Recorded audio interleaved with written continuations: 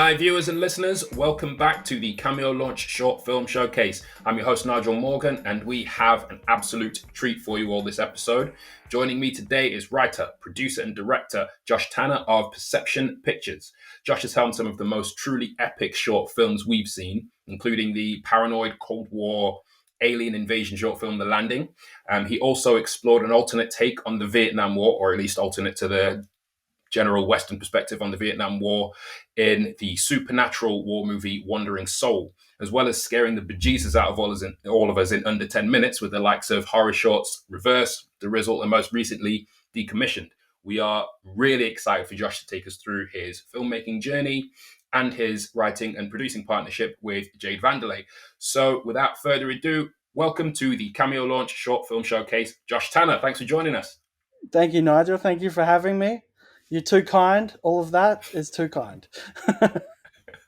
Not kind enough from the work I've seen. I mean, it's amazing stuff. I mean, it's just such an incredible body of work, not just in terms of how many you've done, but just the standard and how just sprawling the scale of some of them are, particularly The Landing, but also how focused and intimate in some cases the stories are. Before we get into the films themselves, can you tell us a little bit about the origin of Perception Pictures and how you got this whole thing started?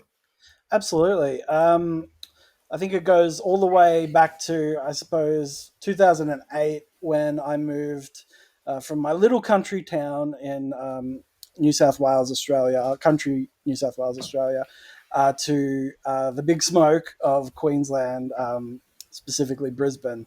And I met my collaborator, Jade, and she brought me under her wing with her production company, Perception Pictures. She saw a bunch of short film work that I had done, short films that will never see the light of day in terms of online. But she saw a lot of potential in them, and we started making films together. And a few shorts again, which won't be put online, but one that did quite well went to the Palm Springs Short Fest called The Fall, and won a few awards and gave enough of a boost to us to move towards making The Landing, which you'd mentioned. And pretty much from then on out, we've been finding our niche, our little corner in the filmmaking world, and just trying to hustle and tell stories. It's fun. Yeah, that's amazing. And you can sort of see a through line in terms of certain themes or leaning towards certain genres. But what really struck me is the alternate takes on those genres that you take, and how you kind of aim at a particular type of genre and how you think it's going to go, and then it just kind of does a 180 on you in certain cases. Certainly The Landing, and certainly in Wandering Soul as well. I'm not going to go too much into what happens in each one because I really like people that haven't seen them to watch them. But one of the themes that kind of runs through them is a sort of relationship to technology almost. Particularly with the horror shorts. So like with The Rizzle, there's kind of the framing of it is within the technological framework of streaming. With Reverse, it's kind of car tech. With Decommissioned, obviously, it's space exploration. Was that a conscious decision, or is that just something that just kind of pops up as you come up with these ideas? Honestly, Nigel, I've never noticed it until you just said it, which is so funny. That's so interesting. Because I mean, I would say that because Wandering Soul and The Landing are very much period pieces. I always have sort of gone, oh, well, that was that little, area where I made those two period piece movies. And then I was like, well, now I'm going to take it into the modern age and sort of show I could tell some stories that are in the present day. Yeah. And I'd never thought, you're right, there is such sort of technology aspects to, The Landing, which is, the sci-fi element, and Wandering Soul with the war element. There's totally a tech sort of theme. Even if they're retro tech, it's still kind of Yeah, in there. Well, I yeah, mean, look, I'm a tech fiend, so I guess it found its way in there somehow. But the big thing is, I think Jade and I are both, and Jade produces and then co-writes with me. She's my muse and my everything. She's sort of part of, and anything that I do great is because of her. ah, And it's very much a thing that we love in modern history, and finding really odd things that are completely factual, but not a lot of people know about. And when you hear about mm, it, you're just like, what? It's hard to explain on this call about the landing and Wandering Soul without spoiling the hell out of them. But yeah, in the case of Decommissioned, it was finding out about the SuitSat experiment.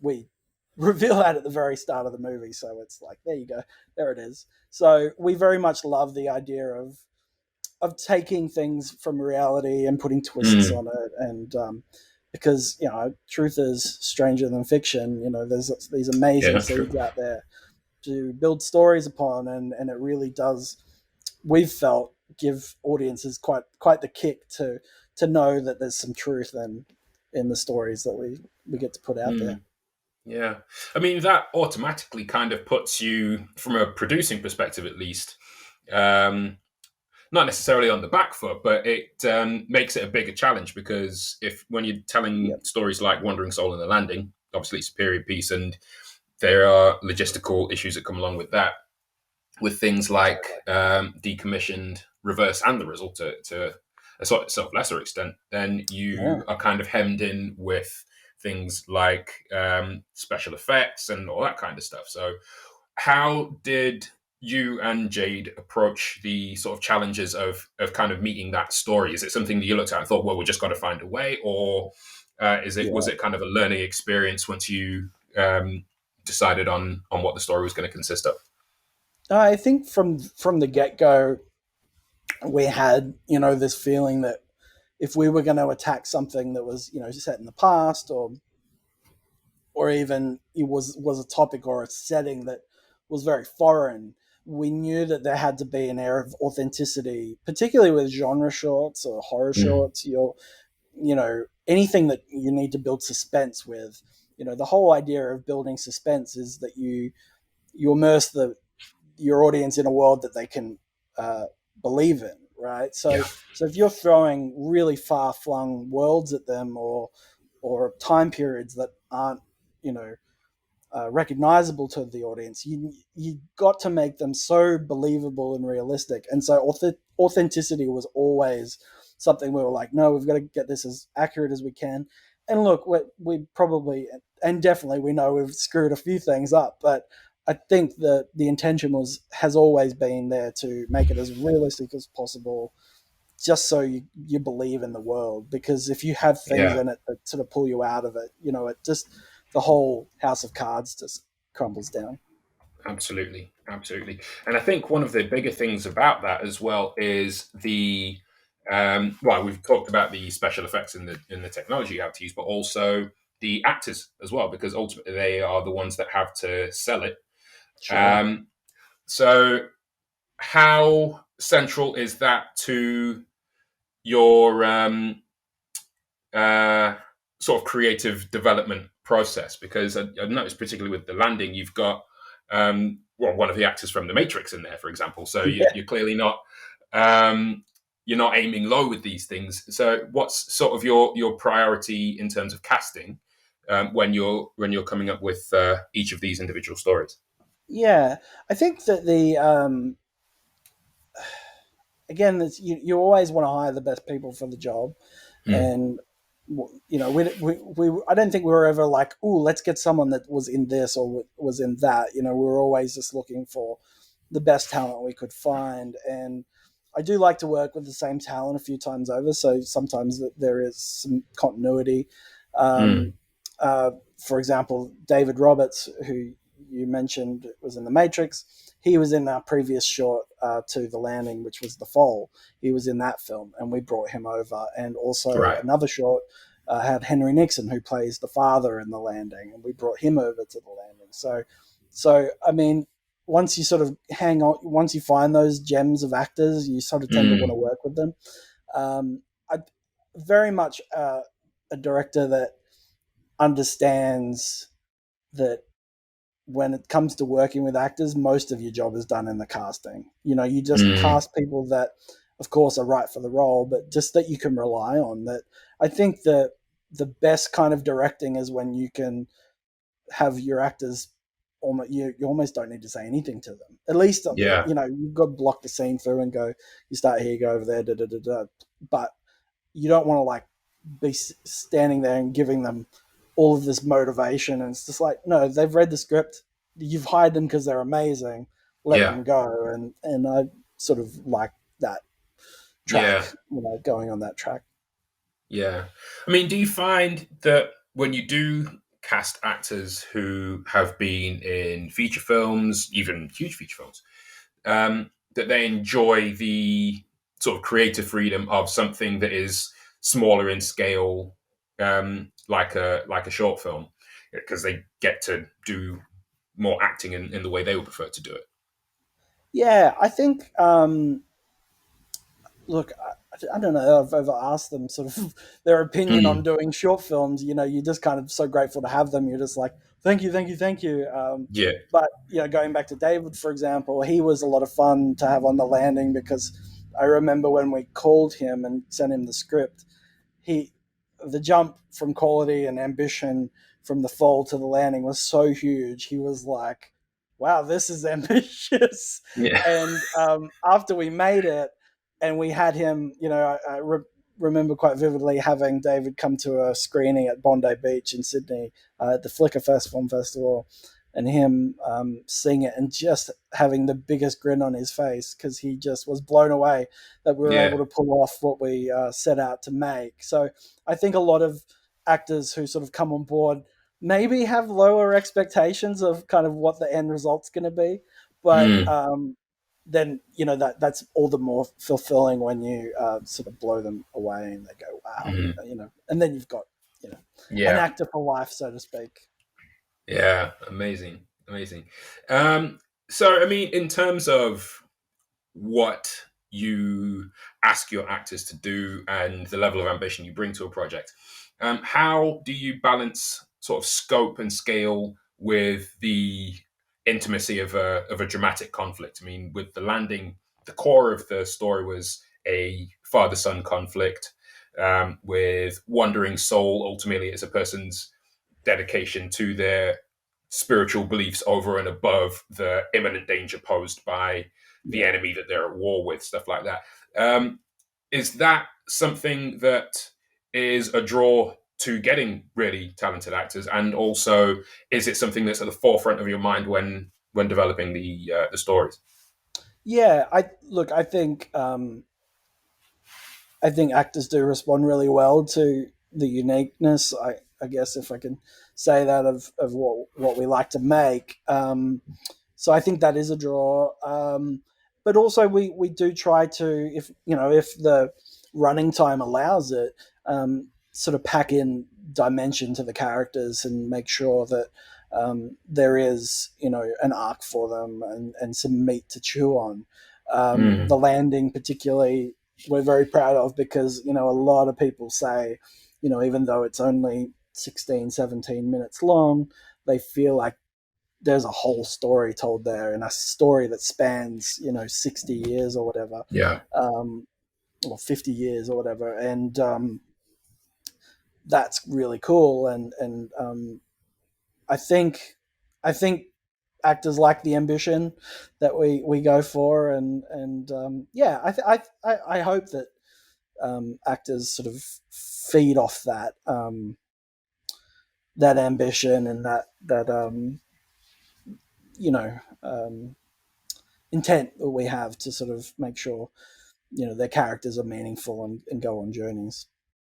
Mm, mm. And when, again, without getting too much into the story, when we talk about films like Wandering Soul, Yeah, um, you've mentioned previously that you like picking up sort of unknown or little known tidbits of history. Yeah. Was that, but with that film in particular, was there a specific motivation for you to tell a Vietnam War based story from an alternate perspective, or to do it from the perspective of the Viet Cong? And were there any cultural challenges with that when you were Yeah, actually absolutely. creating the film? I think the first thing was it was actually Jade and I were trying brainstorming how to utilize some of the more unique locations that are around Queensland where we live. Um, and there is a lot of rainforest, tropical rainforests around Queensland, very close to the cities.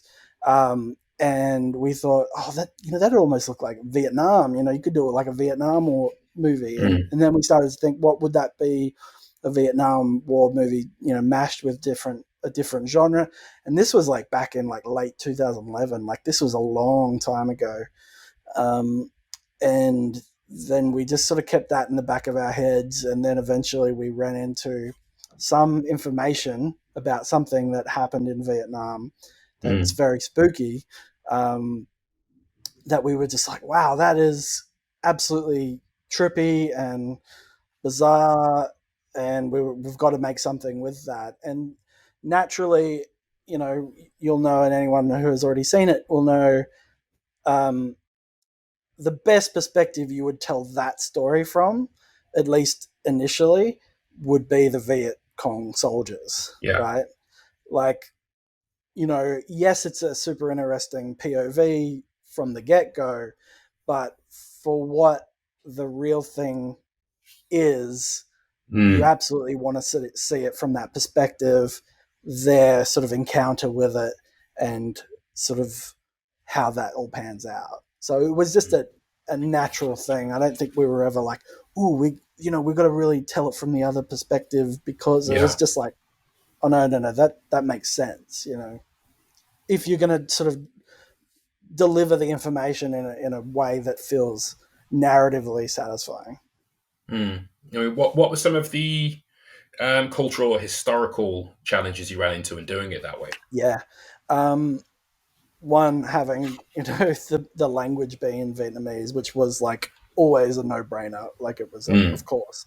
There was never a single moment that we ever considered doing it in English. So from the get-go we were like, okay, let's find some Vietnamese contacts who can go over the script with us and can translate this in a way that's not Google Translate, because that Yeah. never works out. That never works out.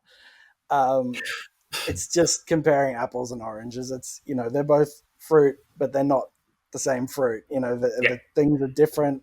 The words and meanings, and it's all different. So we did that, but then we also started talking to the Vietnamese community to really get advisors on board. Right. Australia has a very large Vietnamese community, from particularly in the wake of the Vietnam War. A lot of refugees came to Australia. Right. So huge Vietnamese communities here. And so we definitely engaged them to come on set and to work with our actors, because our actors were Australian. No, they were both born in Vietnam, but they both came over at an early age, so their Vietnamese was quite limited, and they had to rely a lot on their parents to help them Right. Okay. rehearse and things That's like interesting. that. But we steeped ourselves deeply in the Vietnamese culture, and sort of lent on advisors to really, make sure we were doing it, representing them as accurately as we could. Um, yeah, so it was very tricky. It was a big, not burden, but a big responsibility to Yeah. sort of go in there, because there is a bit of a theme of, in the short, of exploitation, and we never wanted to ever seem like we were exploiting the culture or anything like that, Yeah. to make something that felt tacky, or we just wanted to be like, look, this happened, was really scary and really messed up. We'd like to commit this to film and tell people about this. And yeah, I think we did it in the most delicate way we could, and with Mm. the support, the best support we could get. That's amazing. That's amazing. What were Yeah, people's kind of initial responses to it once you started screening it? very positive. Yeah. Yeah, lots of really great festival screenings and some awards, and Mm. I think we won best horror short at Holly Shorts, Nice. and like it, yeah, it did really well. And we are developing it into a feature project at the moment. So Ah, we're as fantastic. close as we've ever been to getting that off the ground, which is very, very exciting. Um, Excellent. yeah, and we've brought some Vietnamese, like a Vietnamese producer on board, and we're bringing some Vietnamese writers on board to sort of embolden, their side of the conflict, while also having Mm. the American side, really play into it, so that there is a really balanced sort of exploration of those events. And yeah, That's really interesting. I mean, I think it will make an amazing, amazing feature oh film. yeah, I we mean, do it's too. yeah, no, good, well, good. That's why we're doing it. Otherwise, we wouldn't have committed as many years as we have to it. Glad you agree, Nigel. Oh, dear. But yeah, because the thing is, it's so immersive. I mean, even in the 12 or so minutes that the short film takes, it Yeah, properly immerses you in that whole thing. I mean, it's yeah, it's so intense almost from the get go that you can't help but be completely locked into what's happening, to be moved by the sort of atmospheric supernatural nature of it. It's just mind blowing. oh And awesome, thank you. yeah, I mean, from that perspective, to then apply that to a feature film, then that's just the perfect one to take forward, I'd say. So just kind of building on the supernatural aspect of that, there's been very much a paranormal or horror kind of um, component to a lot of the films that you've done. Does that genre in particular attract you, or did it just kind of Oh, swing totally. that way? I mean, I've been a horror hound, horror nut since I was 12 or 13. Right. That's when it really gripped me, and haven't let go since. It's just what I love about the genre is it's fun. It elicits every single emotion. Like Mm, I can't think of any other genre really that gives you as broad of a range of areas to play in. You can do horror comedy, you can do mm, sci-fi horror, you can do slashes, you can do psychological horrors, you can tell stories that make people laugh, you can tell stories that make people cry, you yeah. can make horror films that are so disposable and fun you just want to watch it a million times over, or you can have a horror movie that deeply, profoundly affects you and changes your life. You know what I mean? Mm, I can't think of um, any other genre that offers quite that flexibility. I mean, sci-fi mm, kind of comes close, but uh, horror is kind of where it's at. yeah. What were some of the horror films that really hooked you into the genre? The Exorcist, Mm, Scream, Halloween, um, Friday the 13th, The Ring. The Ring was the remake of The Ring was a huge one. It just scared the shit out of me as a teenager, and I was just like, I just absolutely, yeah. So yeah, look, it's The Shining. I'm wearing a Shining shirt right I now. was going to ask, Um, actually. I was going to be my next question. it's The Shining carpet. um, yeah, horror is just Mm, the best, the best. yeah. And the thing is, there are a lot of horror shorts out there, but there are infinitely more dramas. I think one of the hardest things to do well is horror and comedy. Completely. It's so difficult to make certain things land, particularly if you're going to go in a more subtle direction. And one of the horror films that continues to scare the daylights out of me to this day is The Omen from 1976. Of course. And they did the remake in 2006, and without impugning anybody's work, it just didn't engage me in the same way, like at No, all. It of was course. almost a beat for beat remake. So in Yeah. theory, it should have done something, but something clearly got lost in the translation, and because Yeah. that there are obviously peak horror moments in The Omen, but the main power of it is just how unsettling it is all the way through.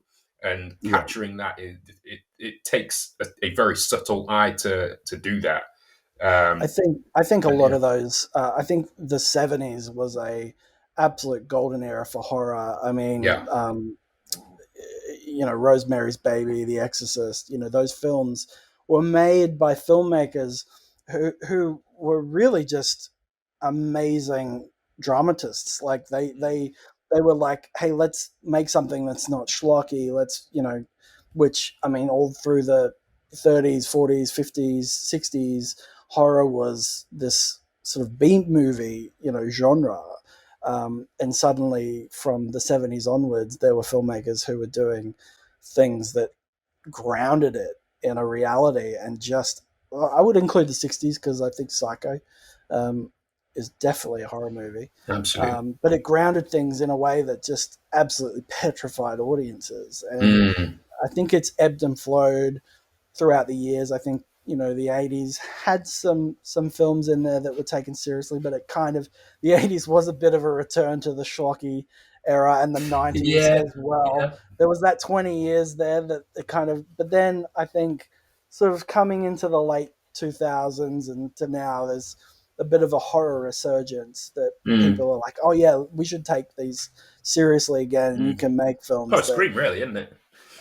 yeah, well, Scream, I think, was like a really amazing balance of horror and comedy, Mm, but definitely a horror movie before it is a comedy, um, and just painted it, with very great subtlety in the comedy area, which mm, just makes you like, that I think what's really amazing about horror is that you can use different things like levity and things like that to you know bring up an audience's enjoyment, or they're off guard, and then you can sort of like use that against them.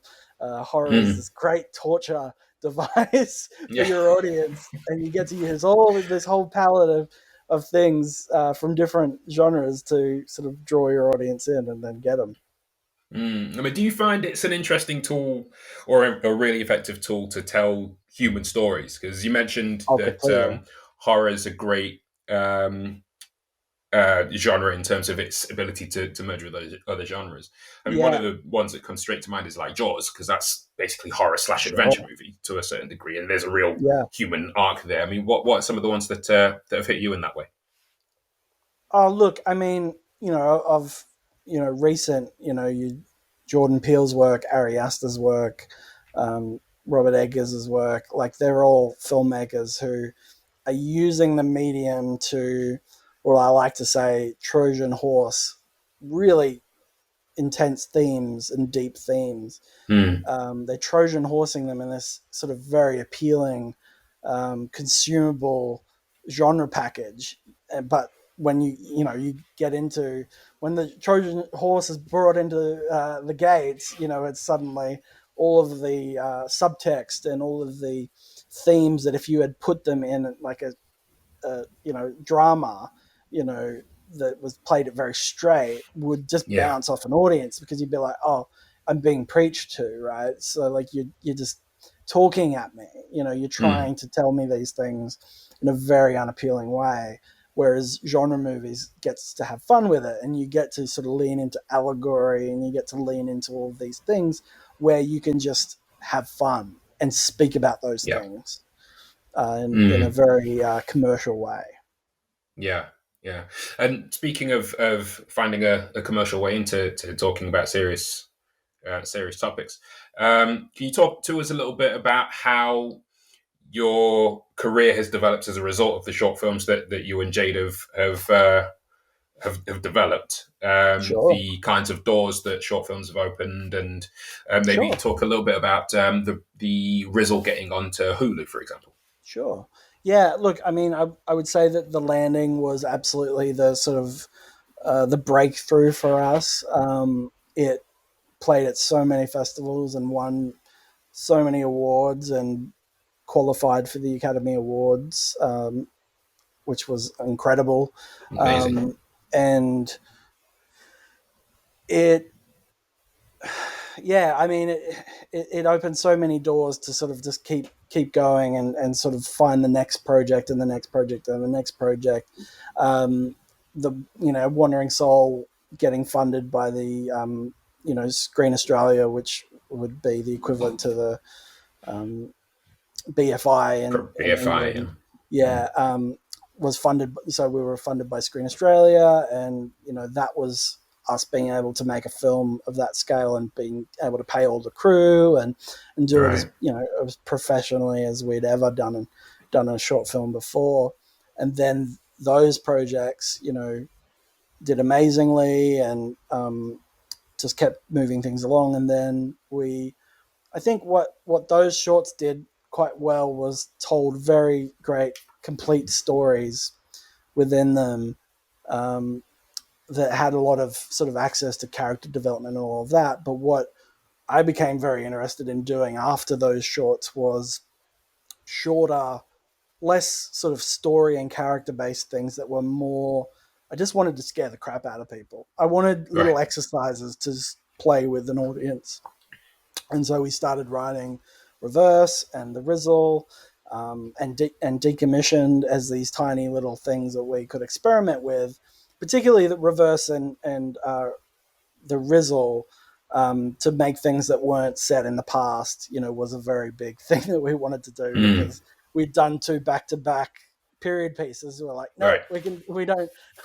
But so we did those, and then what I like to think is Decommissioned is almost a bit of a fusion of the two. It's got the scope of The Landing or Wandering Soul, but the brevity and the sort of shortness of the Rizzle and Reverse. So Right. it's kind of those five shorts feel like they all sort of speak to that intention. But yeah, look, in terms of how Hulu came about with the Rizzle, that was amazingly. The Landing had gotten onto Vimeo staff picks and did very, very well.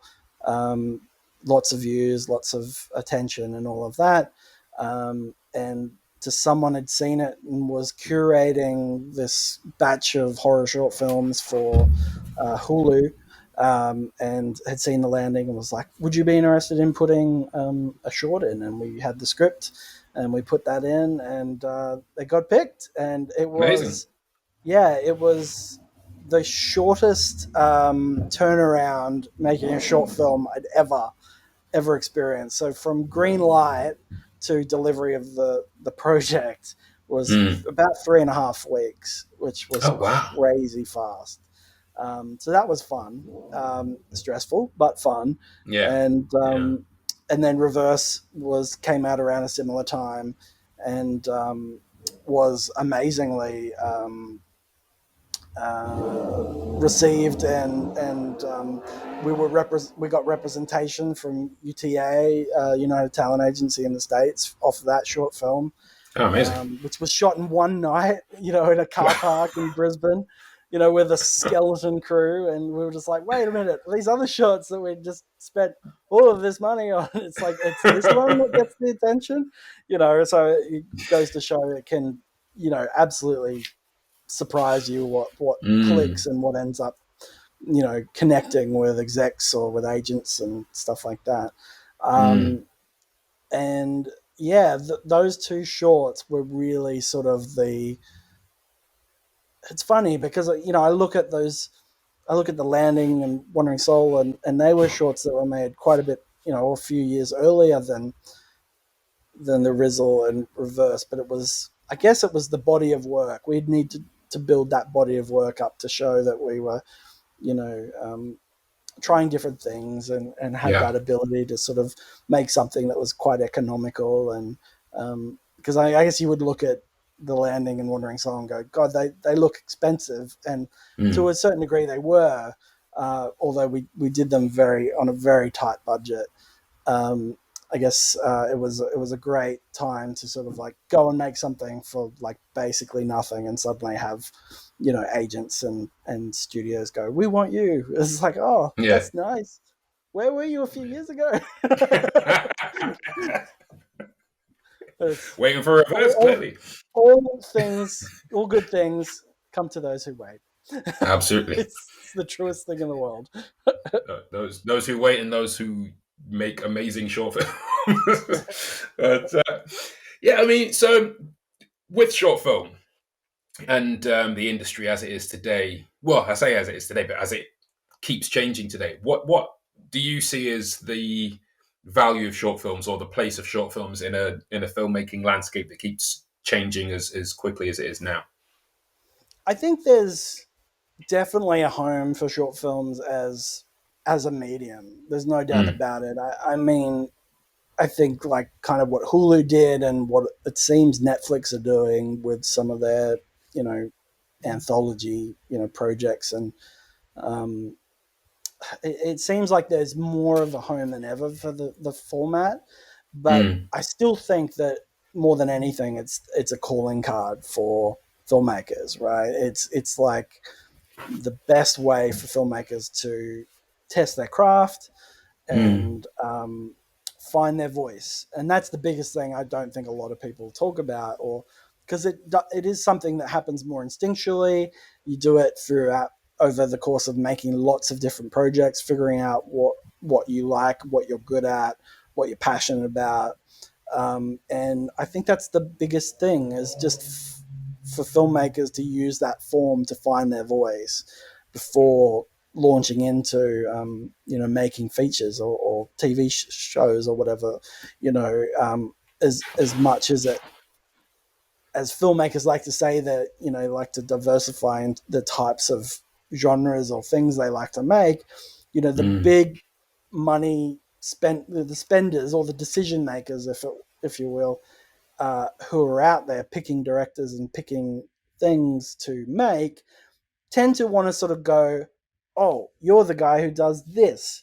And it's not pigeonholing. It's like, it's sort of a positive, it's actually a positive thing, because I like to say the thing, you're good at one thing or you're good at nothing, because you can't be good at everything. You just become this, vanilla wash, and you've got to sort of stand out as like, oh yeah, that guy's really, I saw that short, or he's done a bunch of shorts that were really like good at doing that.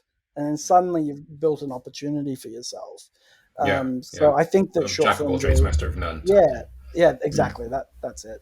Um, and I think that's short films in a nutshell, is finding your voice throughout making lots. And some people are incredibly lucky and make one short film and they're off. But others, like myself, need to make a bunch and figure out what your voice is and what you're good at. mm, yeah. What is some of the advice? I mean, other than what you just said, what's some of the advice you'd give to people making short films right now or trying to break into that feature film space?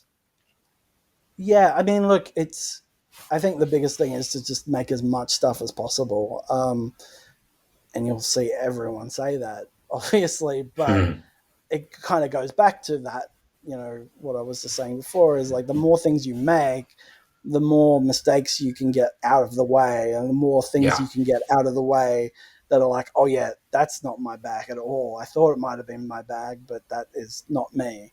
And I think young filmmakers have a tendency of just wanting to make things. And I was in that position. You shouldn't just make a short film to make a short film. You should explore things that you're passionate about. And I think sometimes you can get caught up in this kind of uh, sort of whirlwind of just creativity that you've just got to try everything. And the best Yeah. way to try everything is to literally try everything. Go and make all these different films, make all the mistakes, find the right decisions, and yeah, Awesome. Awesome. That's amazing. it's a jungle out there. It is. It is indeed. It is indeed. You seem to have navigated it very, very well. And so, can you tell us a little bit about what some of your next projects might be? You mentioned that you're developing Wandering Soul into a feature. Is there anything else on the horizon that we should be looking Yeah, out for for? sure. I've got a horror thriller that I've been developing with a US company that hopefully is going to be shooting this mid this year. And I've been on board that project since the end of 2019, and we were all like, 2020 is going to be our year, and 2020 Yeah. turned out differently. Yes. Somewhat. Yes. Yeah. So yeah, that's particularly a project that I haven't been announced on the project. Like, there hasn't been a press release, so I can't officially say what it is. But it's Fair. I mean, it's a big American producers, and it's based off an Australian novel that came out in 2020, horror thriller. It was actually very successful in the UK, and yeah, it's finally looking like we're going to make it, which is amazing. Amazing. Yeah, and look, I mean, we've got a bunch of different projects. Decommissioned is another project where we've been developing, and there's a script for that at the moment that's just been turned in, and we've got US partners on that one, and like, there's a lot of really exciting developments. And but here's the thing, I would say to filmmakers as well: you've just got to juggle as many things, because you never know what's going to click. You never know, what's what the zeitgeist sort of fit for your Yeah. project might be. Yeah. It could be the absolute and silliest reasons your project might not work at this particular time. So it's so good to just have lots of different projects in your orbit, particularly if you're like me and get really bummed when something falls over or doesn't pan out. You have something else to sort of just go, oh, I'm going to go over there. If you put all Yeah. your eggs in one basket, you're not going to have a fun time. No, that's great. Well, until those projects come to fruition, then we still have your existing body of work, all of which can be seen on cameolaunch.com right now. So, Josh, in terms of people becoming more familiar with you, how can people follow you and see more of your stuff? I've excised almost all of social media except for Instagram. You can find my Instagram. It's at Tanner of Josh. So my last name OF, Josh, first name. It's fun. I like Instagram. Yeah. It feels a little less evil than the others, but yet it's owned by the most evil of them all. I can't Life really is full say of that, those can little I? dichotomies. Say as much as you like. It's probably me that gets in trouble for it anyway. It's fine. Don't worry about it. But yes, please do follow Josh. Keep an eye out for next projects. Check out the films he's already done. Everyone And cross your fingers that I get to make a movie this year. absolutely. Ours are all crossed over here, 100%. But thank you so much, Josh, for coming on the show, for talking to us, spending time, Thanks, Nigel. and taking the time out. Really, really do appreciate it. Had a great time. Thank you. Keeping our fingers crossed for you, and do stay in touch. Let us know what the next one's going to be. Thanks, mate. Have a good one. All right. You too.